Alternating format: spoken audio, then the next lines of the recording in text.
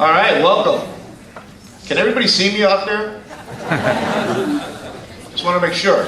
It's a big audience. So, I guess I'm the last one standing. Where's Bill Olson? Bill, where are you? Standing. Oh, there you go. You know, I love you, man, in ways I cannot share here in public. Love you too, Papa.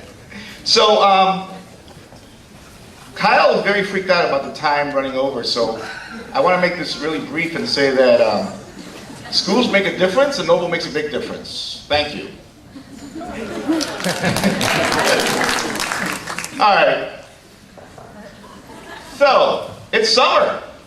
Mike's in shorts, and people are getting killed. And, you know, every Monday morning, we wake up to the weekend tally of murders in Chicago. Sad but true. If you're following Chicagoland, painful series. And you got to wonder, in this kind of environment, how does it affect our kids? I mean, it stands to reason that in these kind of troubled environments, especially in some areas of our city, it can't be a good thing. And as a matter of fact, most studies in the past kind of supported that notion, that kids in very, very troubled areas suffer academically. The problem with some of those studies is that they were based on self-reported surveys of GPAs. And actually, there was a guy that's at Emory, who's actually from the Chicago area, decided to take the study on and looked at objective things like test data. And he looked at the 25 school police districts. He had 25 police districts across our city, and basically picked out random high schools. Now, I eliminated high schools like Kenwood and Lincoln Park because, as you know, they're quasi-selective. But he looked at non-selective high schools throughout the city. And if you look at that index up there, I basically did a tiered index of where the most crime activity is relative to others. And as you see, some areas of our city are very safe and some not. And so high schools like Hirsch are at the very top, in the most troubled areas in our city, up to Amundsen, nestled in the safety of the north side.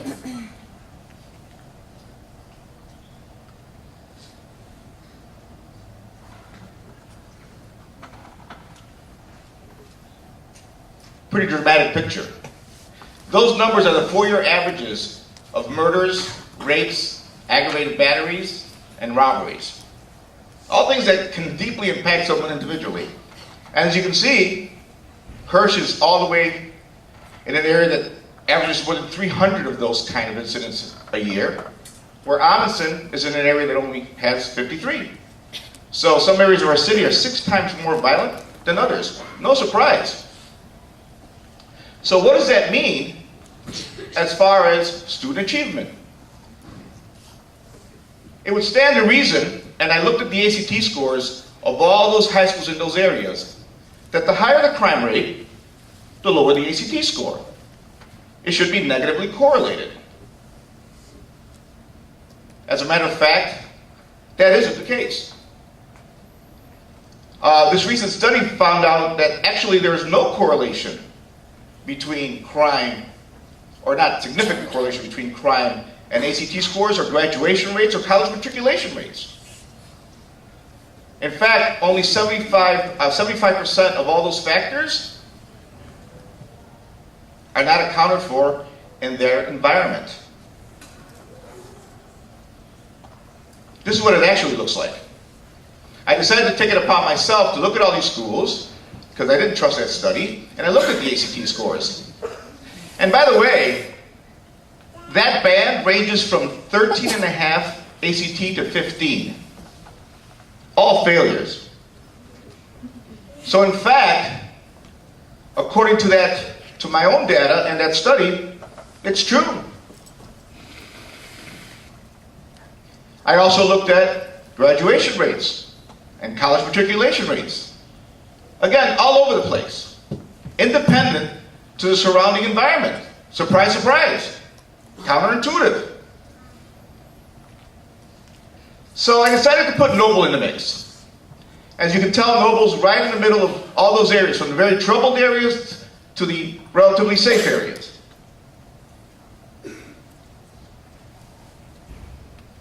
So that's the ACT scores as they stand without Noble, adding Noble to the mix. And if we zoom in for a closer view, it's much more dramatic. As a matter of fact, there are no non-selective high schools in the city that give kids a fighting chance for college completion. Like zero. So, what does that say? I mean, it's a missed opportunity. It's not a good thing that Chicago high schools are terrible all the way through the spectrum. It's actually a missed opportunity. I looked at graduation rates and college enrollment rates. Same thing. And as a matter of fact, I was being kind because Noble's data is much more compelling, but I did it with the CPS published data. But if that last graph was 4-year college matriculation rates, CPS would not even register on that scale. So, what gives? A couple nights ago, I channeled my Zen master, Don Draper. Don't confuse him with Don Sterling. Whole different person. And I asked him, Don, what's going on here? Why is this happening? And he actually answered. And he said, Pablo, remember in season 1? By the way, I was going to have a clip here, but too long. Remember in season 1 when those Kodak geeks came in and they had this thing called the wheel and they wanted me to do a pitch? And I told them, dude, it's not a wheel. It's a time machine. You can actually put your photographs of all your families. I don't know if any of you are old enough to see one of these things. But you can actually put the photographs of your families and you could go forward and you could go backward. You could travel. This is a carousel of life. And he goes, and that's what it is. The secret is that people innately are capable of creating their own reality.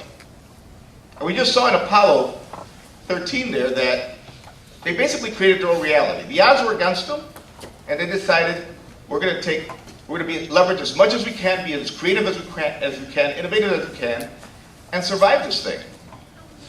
And I think what Noble has done, and Don told me, Pablo, don't listen to the unions or the Springfield legislators or the media.